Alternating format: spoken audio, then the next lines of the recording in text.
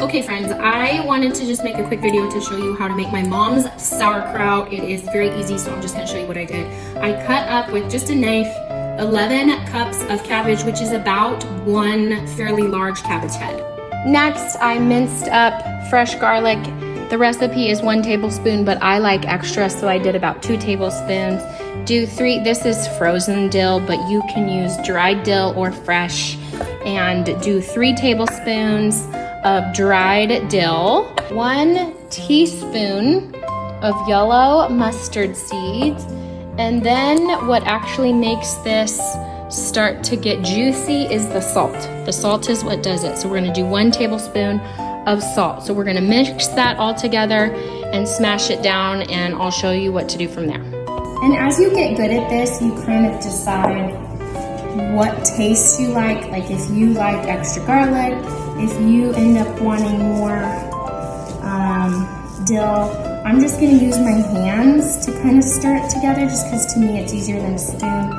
And then you wanna smash it with something because you're trying to squish the salt into the cabbage to get the juices to come out. I actually bought one of these. You do not have to buy one, but I bought one of these on Amazon.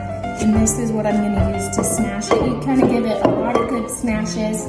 You could also use the end of a wooden spoon, but you're gonna notice this is gonna really smash down. This whole thing is gonna fit in about 30 minutes in this jar. So that's what happens. And you smash it, and then I go do something else for 5 or 10 minutes. And then you smash it again, and go do something else. So I'm just gonna leave that for now, and I'm gonna let it just chill out, and I'll be back to smash it again. I'm just gonna be real. It was not 30 minutes. I completely forgot about it, and it's been like an hour and a half. So I'm gonna start pushing on this little hummer. It's already half the size of when I started. It smells really good. It smells like garlic and dill.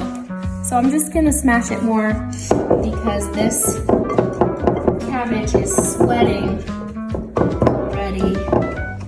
I have to go pick my kids up from school, and so I'm just gonna leave it. You're not gonna hurt it by leaving it here, it's fine. Ooh, you can see the liquid. Yep, I'm gonna leave it. It'll get more liquid, and then I'll come back, and the goal is we're gonna get it all in here, and then eventually the liquid from the salt is going to cover the top of this, and that will keep it from molding, actually. That'll start it fermenting. Okay, so I've been pounding this thing off and on for a while. And do you see how there's some liquid under there? Do you see that? That means it's time to start shoving it in my jar and pounding it down. It's not an easy feat to get all this in here. Sweet. See that? Just pushing it down in there. Oh, this is awesome. Do you see that liquid filling up here? Look at all that bubble. That's amazing. I might even have so much I might have to pour some off.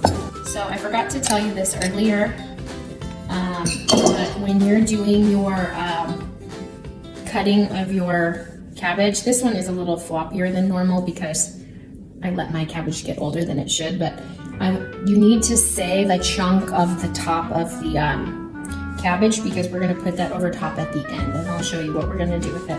This may or may not all fit in here. I may have been a little generous with my cut. And you've got to leave about this much because you're gonna either put the heavy weight in here, which I'll show you, or you're gonna put a rock in here to hold it down because you want the cabbage underneath the juice or else it's going to mold.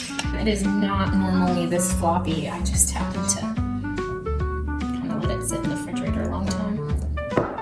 All right, this is fine. I'm just covering it. Cover that, and then put your rock or your weight. It's called a fermentation weight over the top. Ooh, that is really. So you're also gonna put this. I'm pushing it down so I can get the lid on. All right, here we go. And we're gonna put it on. I am not gonna screw this baby on crazy tight because what ends up happening is as it ferments, it's gonna start to bubble and it'll start coming out the top. So I didn't screw it super hard, I just gently screwed it, and then I'm gonna put this on a paper plate at room temperature for 5 to 7 days, okay? Depending on how you like it. Usually it's 7 days, but let it just sit at room temperature for 5 to 7 days. You might have to like clean up the bubble over a little bit, and then after 5 to 7 days, you throw it in the fridge, and you're good to go. You can eat that thing. Happy sauerkraut making.